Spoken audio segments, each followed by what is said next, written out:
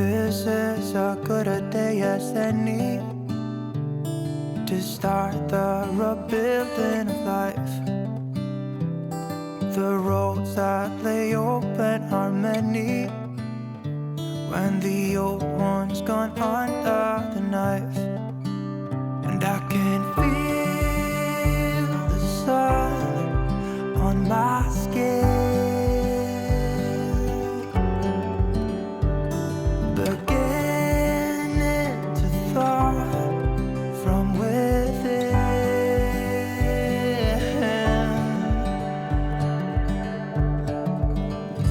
Today and not tomorrow, there's no time to borrow. Today is a good day to live. Someone had a really good day today, and it's time to take the family to go bowling. Sure, Damon dumped her for Shelby Mueller, but you know what? She has her family, her job, her friends. There's a lot to be grateful for, and it's time for Sam to start seeing the bright side.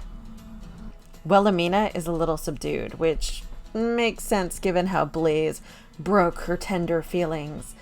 But still, hanging out with her mom used to feel like chewing on broken glass. Today, it's a little better. Except that she's really bad at bowling.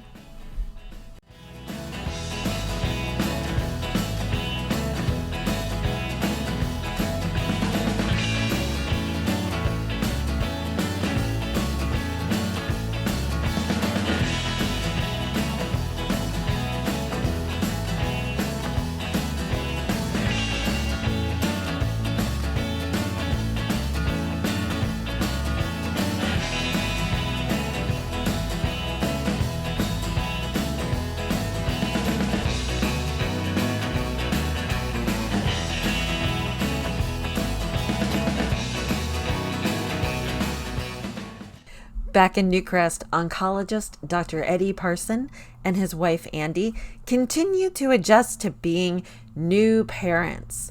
Andy hasn't returned to her government job yet, but Eddie is still back and forth to the hospital trying to help it improve its procedures and clear up its messes.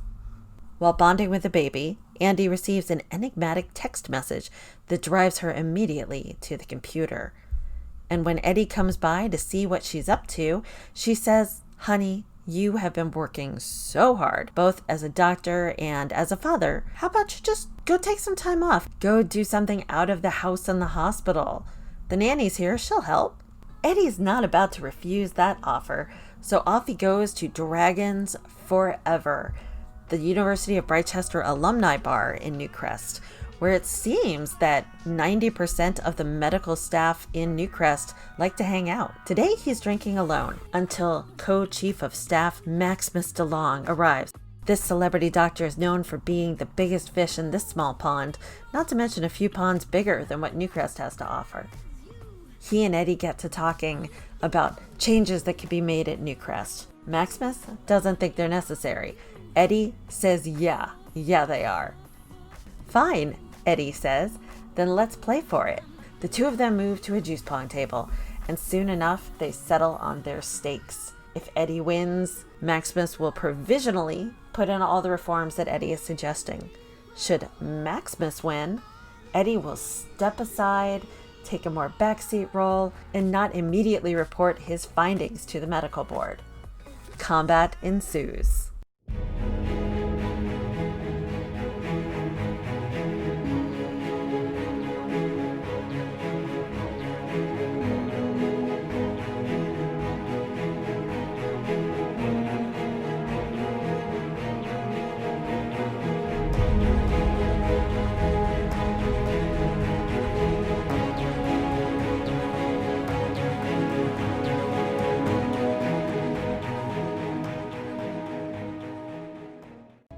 Victory is Eddie's. Time for some hospital reform. Speaking of victory, the minute Eddie's out of the house, Andy tells the nanny to watch the baby and heads off on her own business, a big smile on her face. Soon enough, she's back at the gym training, though the training seems a little intense for a simple little government job.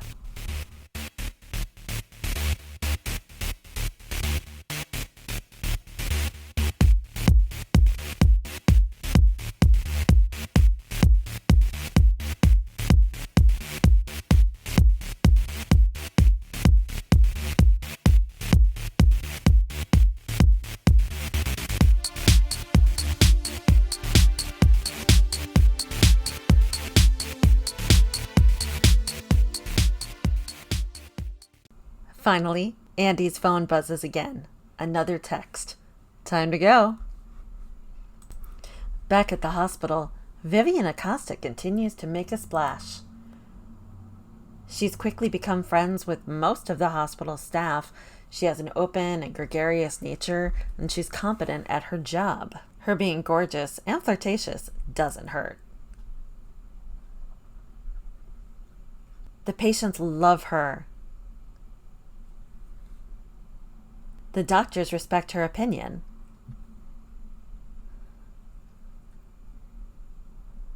She offers a blend of friendliness and intelligence that puts sick and ill people at ease.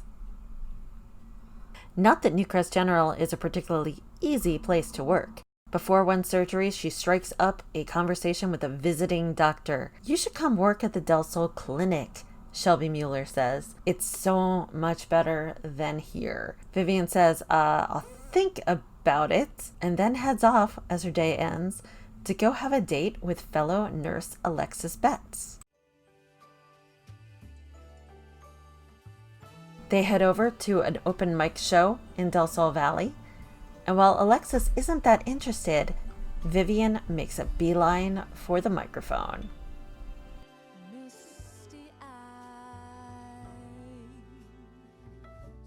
Consider that date ignored, and Alexis isn't thrilled. As much as they flirt and enjoy themselves, it's obvious that as soon as Vivian meets and gets talking to a record producer, she barely notices Alexis is in the room. The record producer says, "Sure, you have an okay voice, but you need some serious training. Training takes time. And from what you were just saying, I'm not sure your job will allow it. Guess you better pick which dream is more important to you." When she isn't trying to poach nurses from Newcrest General, Shelby Mueller is busy moving into the home of Dr. Damon Holland. This bachelor pad has never had a lady occupant, so this is a little interesting for both of them. Damon isn't quite sure how to handle having someone in his space, even someone as gorgeous and ambitious and driven as Shelby. He's never had that much ambition, but she has enough for both of them, and then some. "You don't need the sports equipment," she says. "I'm just going to put it in the other room."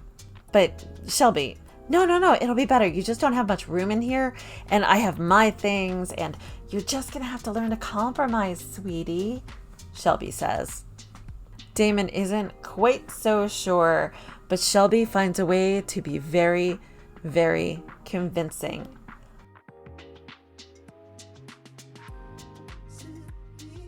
As he steps out of the shower, he says, "I have the boys this weekend." And Shelby says, "I am not sure that we have room."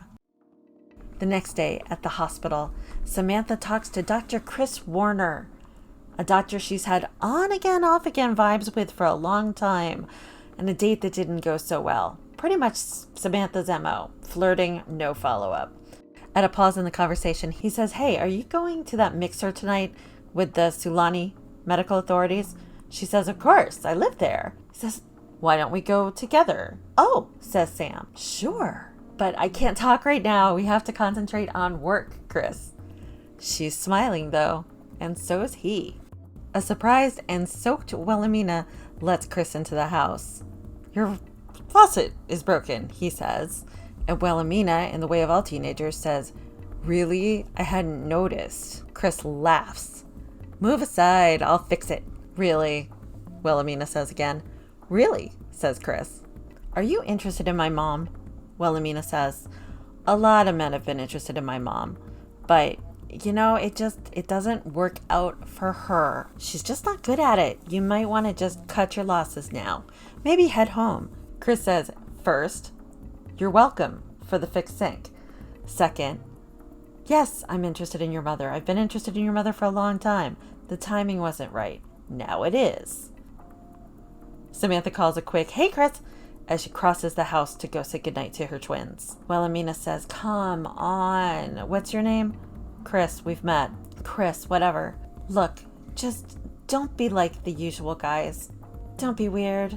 Don't be Dad. Don't be Damon.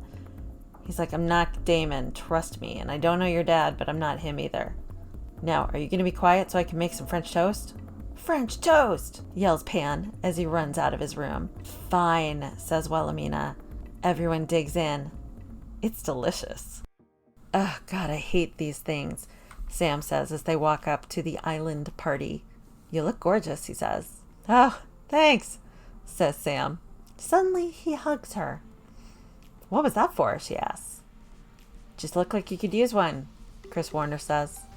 I think a hug is great, says Samantha. I think more than a hug is great. But then...